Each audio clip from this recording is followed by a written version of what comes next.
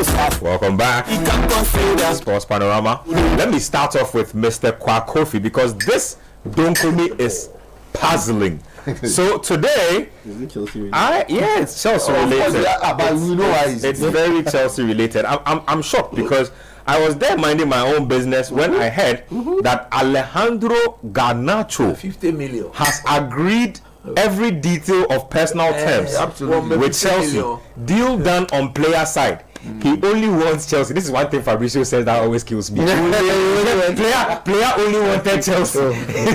As we have reviewed since July, talks with United about fee will follow soon. Chelsea still in pursuit of Garnacho and Xavi Simons.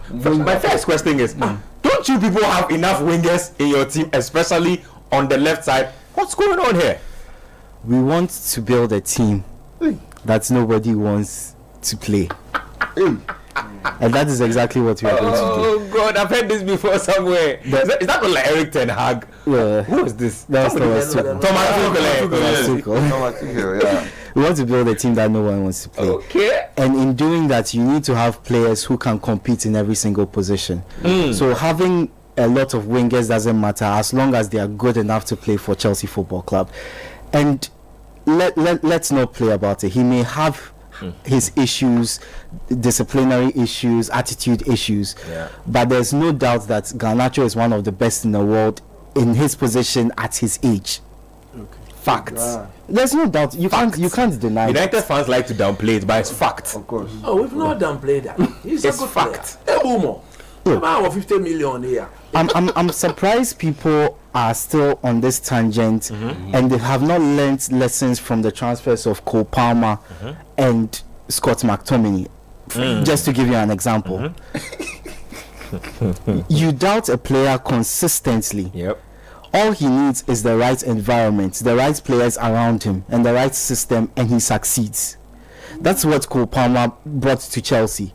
Even though he was not, he couldn't make it to the Man City. Cole pathway to that team would be difficult, and he was not the sort of arrogant, indisciplined. That was why when the opportunity came, Pep just said, "Look, go and enjoy your football." But this Garnacho boy, Ebusa. If I play in because majority of Europa games and in the final you put me on the as bench if for all the games the greater part of the he's not game, playing and then you end up losing the game. What do you want? You go and you and Rashford, you go to disco, you go and booze, you can't nobody to talk. It's okay. Hey, let them out. Oh, he's about to booze. We all know that. Relax. Let them out. Let them out. Let him go. His complaints, and I maintain, I said this at that time, that his complaints were completely justified. To have played as much as he did in the Europa League and be dropped for 3 players who honestly did not deserve to be there more than he did. That is not his decision. That was very unfair. That is not his decision. And to leave it until it wasn't his decision, but to leave it until the time he was brought on. He was given 25 minutes. Ole Gunnar Solskjaer in 1999 was given 3 minutes. He became a legend forever. Fair. 25 minutes. Fair game. Let's be it is why he should not even be in the first team. I'm supporting him actually. He should not even be in. You see, it's because Man United had come so low. If he stays in the team currently, based on the signings we are making, do you think he is a starter? He sits on the bench all day. Hey, Charlie.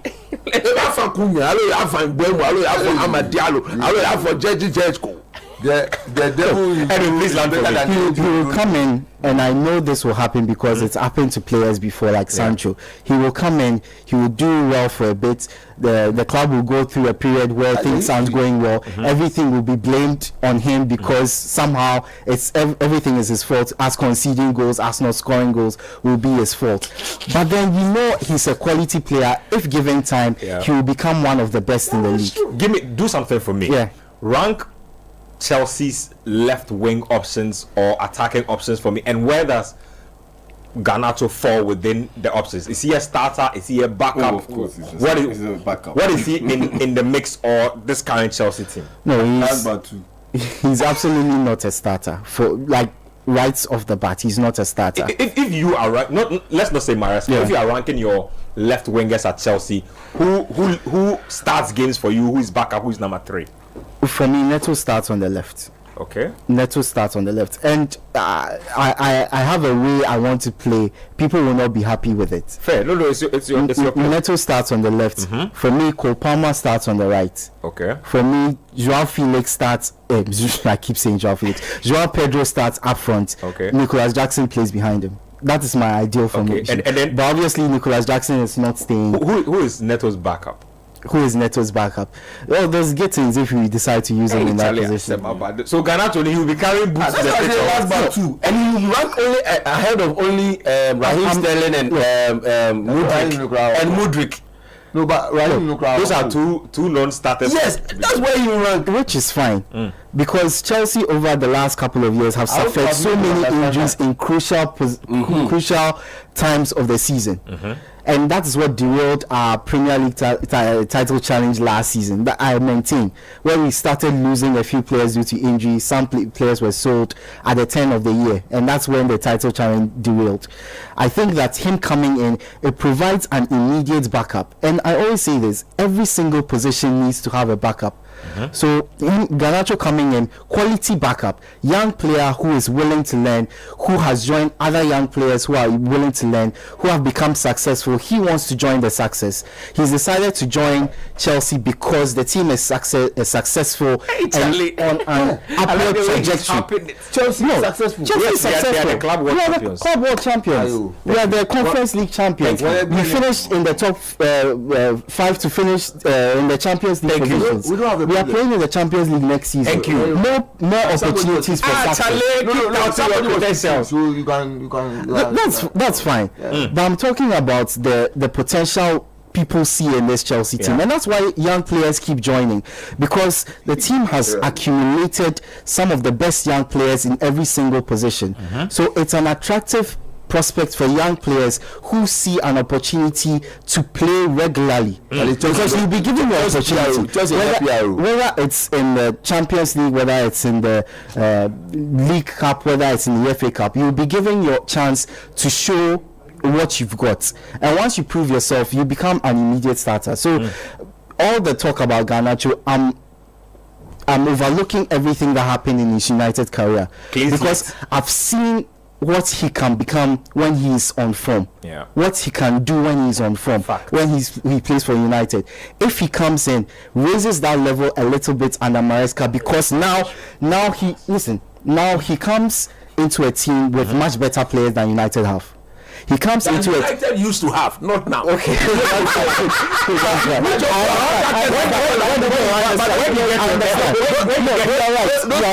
of the players are better than Hold on. Your mic is off. Hold on. Hold on. Those players have not been tested in the Manchester United shirt, so we cannot. Which is fact. So what I'm saying, hold on. So your mic is off. When you get your chance, you can make your defense. So Palmer walks into that Manchester United team, benches everybody except maybe Bruno Fernandes, because Bruno Fernandes is by far one of the best midfielders in the league, but he benches every single player in that United team. But I digress. To say that Palmer, a certain 20-something years old, walks into Manchester United team and benches everybody. He does.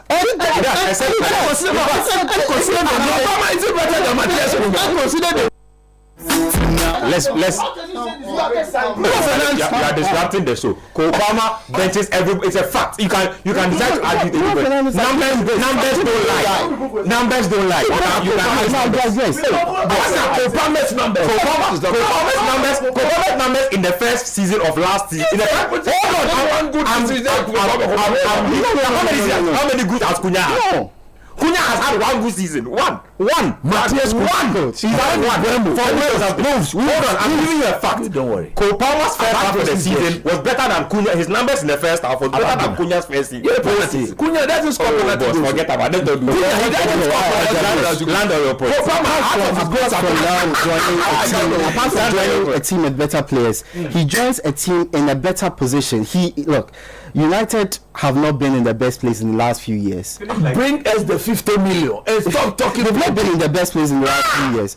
Obviously, people are going to look for scapegoats. You do something wrong, everybody blames. Nobody says you go booze. Nobody says you go booze. Let the man. I'll come to you. Don't worry. I'll come to you. No man, he's trying to blame the team for the man going to booze, man. Finish your point. Look, yeah. So he comes to join a team that's in a very good position. That has a lot of confidence. That is riding on a high.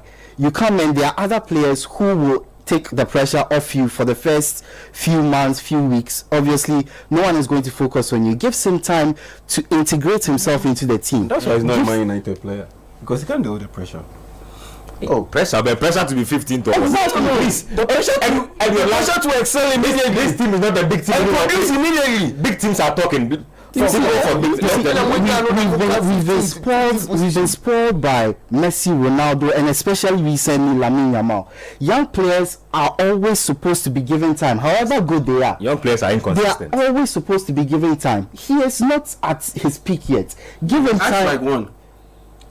That is a young player. Guide him. He's at his peak. If you don't have the senior players in United to deal with young talent and young egos, that is fine. But Chelsea is able to deal with these young players, turn them from egotistical teenagers into world champions. That's what Chelsea does. Thank you. And I expect Garnacho to go the same way. Let me move the discussion. We have plenty to I don't want to talk about. Talk to me about Baleba. The only Baleba has decided. So the discussion. United have inquired. Brighton say they are not interested in selling this season. Absolutely. But any discussion they have not said, I'm not interested. They say according to the transfer, it says via intermediaries, United have reached out to explore conditions for a deal. That's right. Now, Brighton do not plan to sell this summer, and all sides are aware move may be unrealistic. But United are keen and should know in the coming days if it is plausible or not. If it is plausible, if Baleba says he's going. Do you have 105 million to pay? Who? Your single delegate. If we don't have it, who has it? Oh, this guy. You took almost 7 weeks to buy him, Bremo. Don't do this. You see, I've always said, don't do this. That if Manchester United is broke, every other team in the world is broke. Charlie. I'm telling you honestly, you know this. Other teams are not shaving their kitchen staff and catering staff or food. Right now you are serving soup. You are serving soup and bread for your staff. If you look soup at and bread, if you look at the new currency, it's soup and bread we are serving. If you look at that new brilliant world class soup and bread without protein, what are you happy with your team? You said, are you happy? You said you can't even serve your madia. You can't even add your madia to the same things. Are you happy? The point I'm making is that if United say they are broke, every other team in the world is broke. Simplicity, and you know this for a fact. Now you're careful. They're just pushing their problems further down. No. Nobody has. You Chelsea say you went and sold your women's team to balance your book. We don't sell our women's team to balance our book. It's okay. Make your point. Let me make my point, bro. The point is that Baleba Italy. I came here last 2 weeks and I told you that I'm halfway, Šeško never know. Šeško never know. You have gone to buy a ticket and fly invest. Nobody have said that. What's that you want to buy? What? A ticket.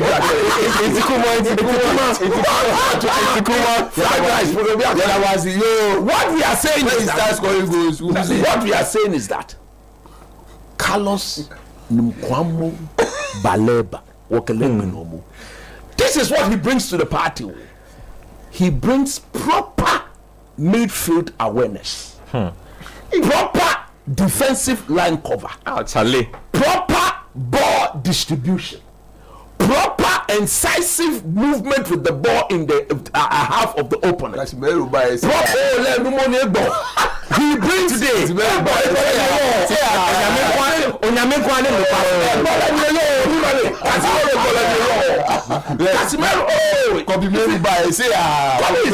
What we are saying is that the point I make is in Carlos Nkwamo Baleba.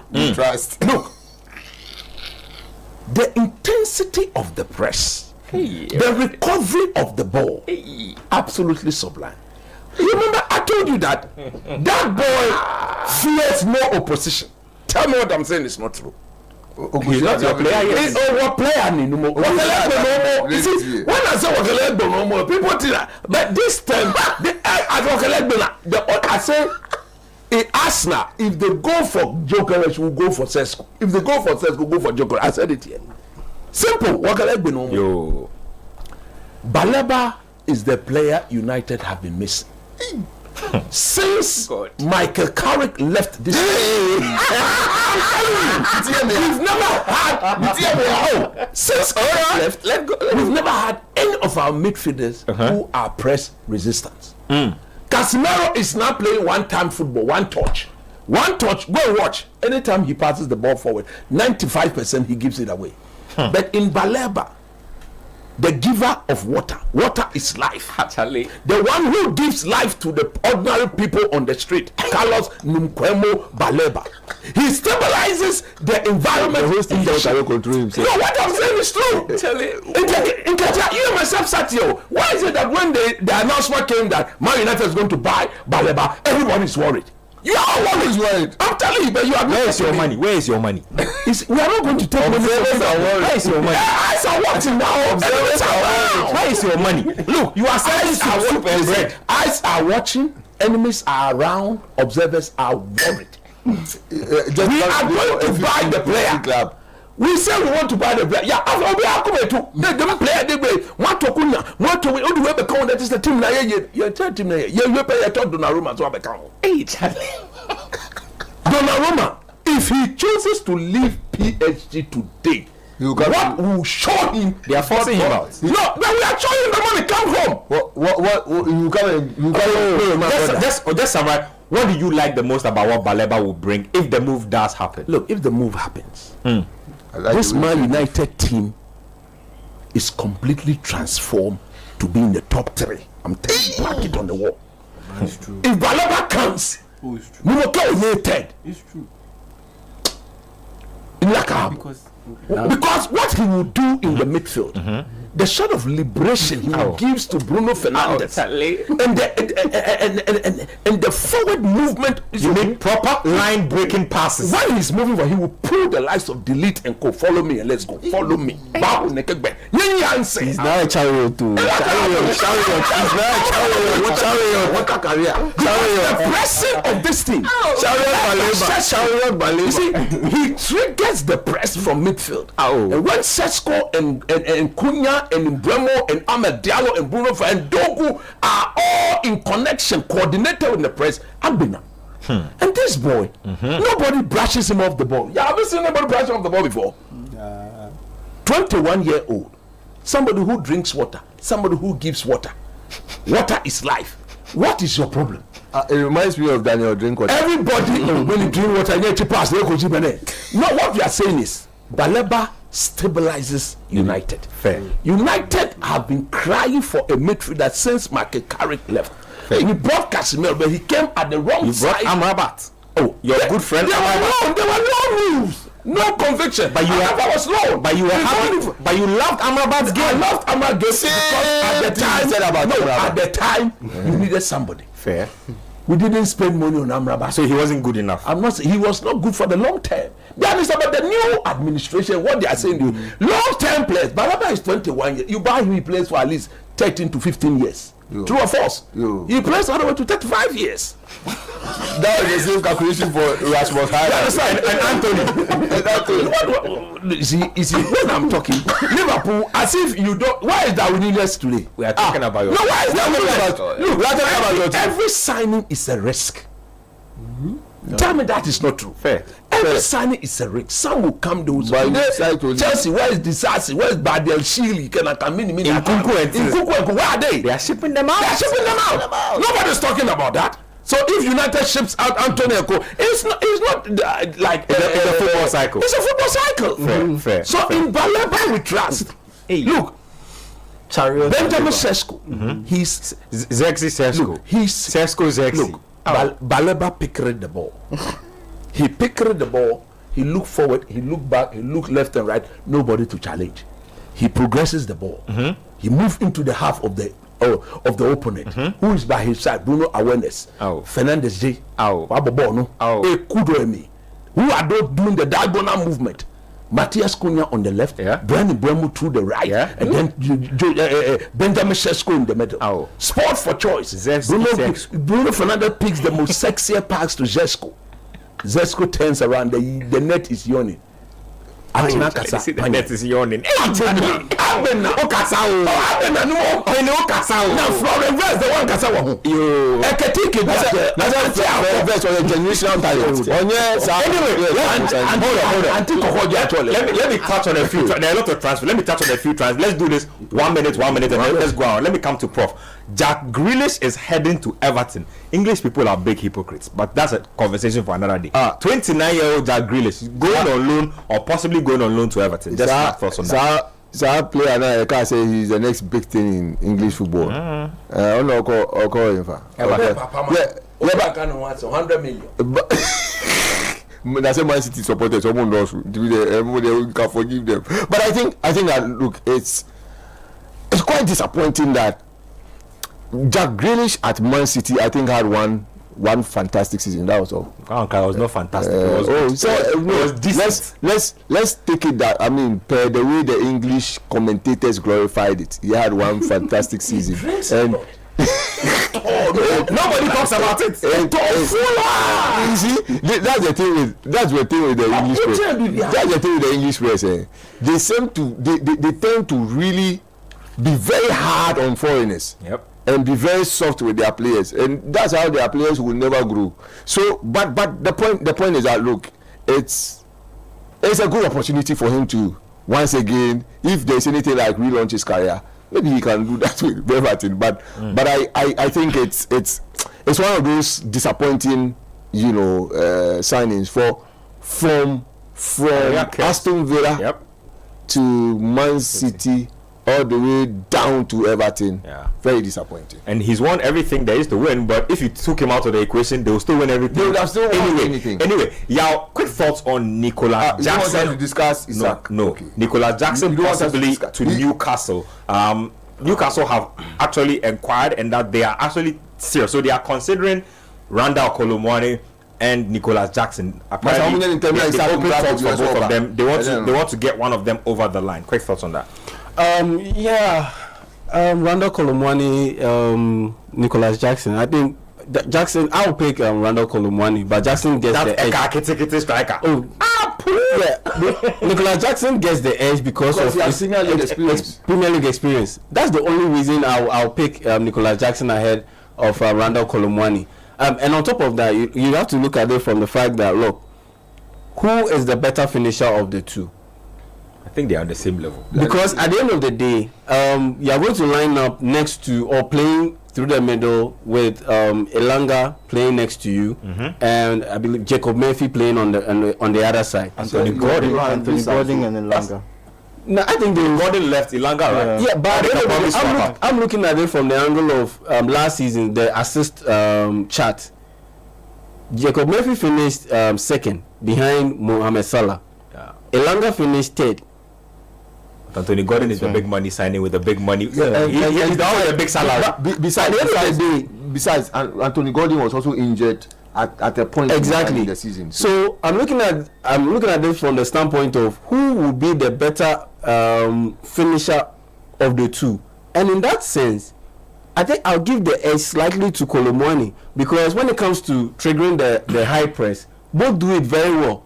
Kolomwani is as energetic as it comes, and he has decent, very good pace. I think shouting Nicolas Jackson is also excels in that regard. But looking at it from the standpoint of who is a bit more well-rounded as a striker, who is a bit of a better finisher between those two, I'll give it to Kolomwani.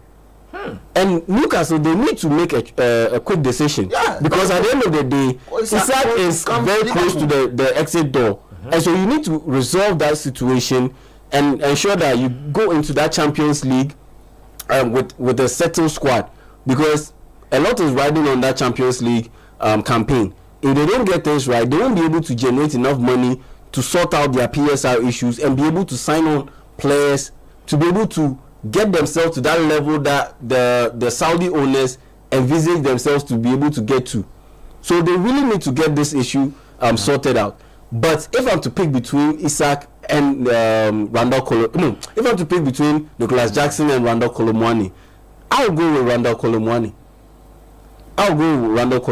But even if they miss out on him and they go with Nicholas Jackson, I don't think it will be a bad signing, especially when you know that Randall Colomwani would even cost less than Nicholas Jackson. Looking at the fee that Chelsea are quoting 80 million and €1,000. Look, they are trying to use Nicholas Jackson 40 million for Ghana. 60 million. You are Newcastle. You are battling with PSR issues. We are taking it. You are battling with PSR issues, and you manage. Let's say you manage hypothetically to sell Alexander Isak for, let's say, £110 million. Do you want to spend £80 million of that money to bring in a player